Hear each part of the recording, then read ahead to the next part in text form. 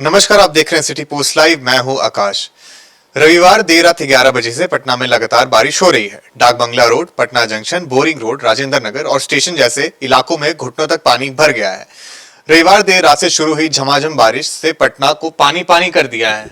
बिल्कुल रविवार की रात 11 बजे से बारिश शुरू हुई है और लगातार बारिश जारी है। अभी भी हम लोग बातचीत कर रहे हैं तो बारिश जारी है और पूरा शहर पानी पानी हो गया है। पटना पानी पानी हो गया है और शहरवासी अपने घरों में कैद हो गए हैं। एक रात की बारिश ने पटना नगर निगम की सारी तैयारियों पर पानी फेर दिया है, क्योंकि इस बारिश के मौसम का इंतजार लोगों को रहता है और पटना नगर निगम इस बारिश को लेकर साल भर तैयारी करता है ताकि 4 महीने पटना को डूबने से बचाया जा सके। आपको पता ही है कि पटना पूरा डूब चुका है पहले, और पटना में नाव चल रही थी। राजेंद्र नगर इलाके एनडीआरएफ की टीम नाव लेकर घूम रही थी। पूरा इतना पानी राजेंद्र नगर में लग गया था, लोग बेघर हो गए थे और 15-20 दिन तक ऐसी स्थिति रही। तो उसके बाद सरकार को होश आया और सरकार ने बहुत बड़े पैमाने पर तैयारी की, जल निकासी की।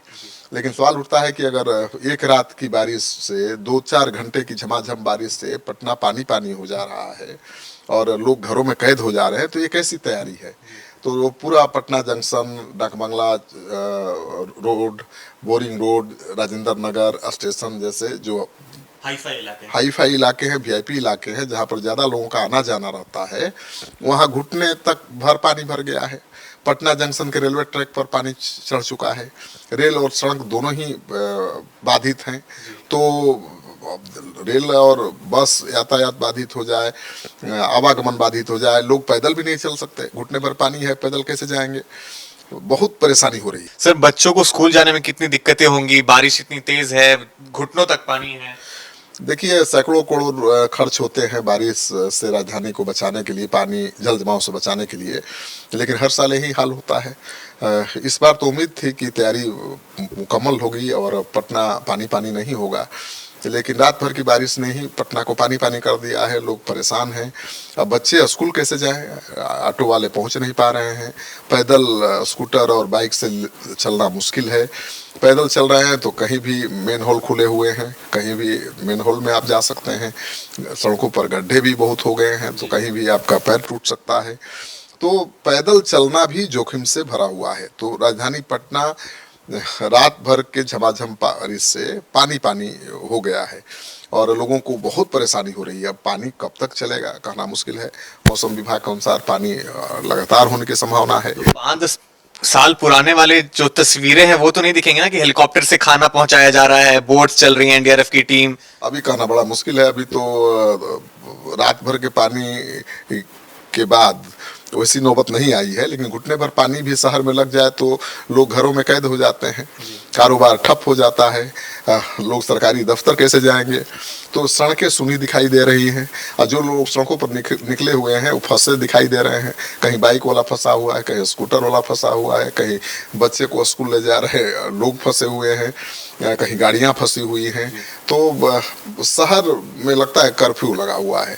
तो अगर इसी तरह से बारिश होती रही दिन भर और रात भर तो कुछ भी हो सकता है। फिर से पटना में नाव चल सकती है। एक पूरा पटना डूबेगा। अब अगर तैयारी नहीं होगी मुकम्मल तो पटना डूबेगा। पिछली बार तो किसी ने सोचा थोड़े था कि पटना डूब जाएगा, लेकिन पटना में इतना पानी घुस गया। पटना के राजेंद्र नगर इलाके में बोट चल रहे थे और एक दिन थोड़े रहा, वो 10-15 दिन तक वैसे ही स्थिति रही। पूरे देश भर में चर्चा का विषय बन गया कि भाई राजधानी पटना में बाढ़ कैसे आ गई। अभी जो भी सड़कें हैं, रात भर की बारिश से ही सड़कें छोटी छोटी दरिया की तरह नजर आ रही हैं। सड़क नजर ही नहीं आ रही, लग रहा है कि हर तरफ छोटी छोटी नदियां बह रही हैं। तो जल निकासी की व्यवस्था तो सरकार ने की है, लेकिन कितना पर्याप्त है ये देखना है ना। कि अब बारिश हो रात भर या 2 दिन 3 दिन तब भी जल निकासी हो, ये चुनौती है। गंगा के जलस्तर में कल बहुत गिरावट आई थी। 3-4 दिन पहले गंगा के जलस्तर में बहुत बढ़ोतरी हो गई थी। आरा इलाके में कई जगहों पर खबर आ रही है कि कटाव बहुत तेजी से हो रहा है। पक्के मकान ध्वस्त हो, एकदम जमींदोज हो रहे हैं, मिट्टी में मिल जा रहे हैं। पप्पू यादव तो बाल बाल बचे थे। तो गंगा का कटाव बहुत तेजी से हो रहा है। और देरा इलाकों में लोग परेशान हैं, संकट में हैं।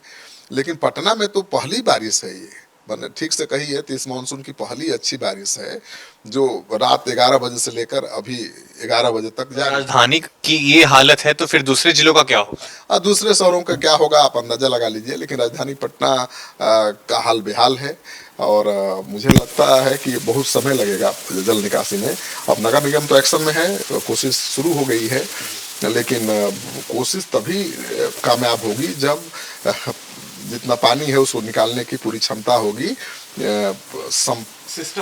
पावर, हाँ, संप होगा, जो पंपिंग स्टेशन है वो कितना जल कितने घंटे में निकाल सकते हैं, कितनी बारिश कितने घंटे में होती है। अगर बारिश का जल ज़्यादा हो गया निकासी की क्षमता से तो पटना डूबेगा। तो इंतजार करिए, उम्मीद करते हैं कि इस बार पटना डूबेगा नहीं। थोड़ी मुश्किल जरूर आएगी, आ भी रही है, लेकिन सब कुछ ठीक हो जाएगा। कितनी परेशानी हो रही है भैया? बहुत परेशानी तो बहुत हो रहा है भैया। देखिए मोजा वोजा सब कुछ देखिए भीग चुका है। अब क्लास था 7:30 से 8:15 यहीं हो चुका है, क्लास छूट चुका है और सब मेरा ही थोड़ी छूटा होगा, बहुत बच्चों का छूटा होगा।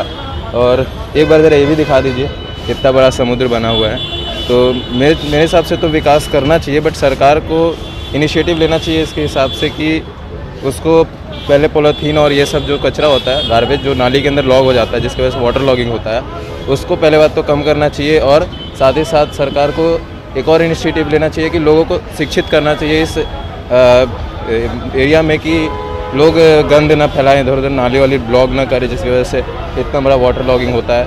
तो इसकी वजह से बहुत सारा परेशानी तो हो रहा है, क्लास भी छूट रहा है और बच्चों को भी परेशानी होता है पढ़ने लिखने में, और हम ही लोग को थोड़ी सी परेशानी हो रहा है। बाकी आप लोग को भी परेशानी होता है, नॉर्मल जनता को भी जो ट्रैवल कर रहा है, जनरली ट्रेन में भी दिक्कत हो रहा है इसकी वजह से बहुत सारा। तो ये सब प्रॉब्लम है थोड़ा बहुत। इधर देखिए, हाँ बोलो। हम लोग का डेवलपमेंट दिख रहा है, यहाँ पे कितना डेवलप हुआ है। चांद पे जा रहे हैं और यहाँ पे पानी है नहीं ख़त्म हो रहा है। सरकार कहा था ये पटना में से पानी नहीं लगने दें। नहीं, गलती सरकार का नहीं, हम लोग का भी है। हम लोग भी पॉलीथीन ये सब फेंक देते हैं, नाला ये सब ब्लॉक हो गया है तो कैसे पानी जाएगा। गलती सिर्फ गवर्नमेंट का थोड़ी, हम लोग का भी गलती है। सबको समझना चाहिए, एक साथ आएंगे तब आगे बिहार बढ़ेगा, ऐसे तो नहीं हो पाएगा भाई। तो आप सुन रहे थे वरिष्ठ पत्रकार श्रीकांत प्रत्युष को। अगर आपको ये खबर अच्छी लगे तो अपनी राय कमेंट बॉक्स में छोड़ना बिल्कुल ना भूलें। धन्यवाद।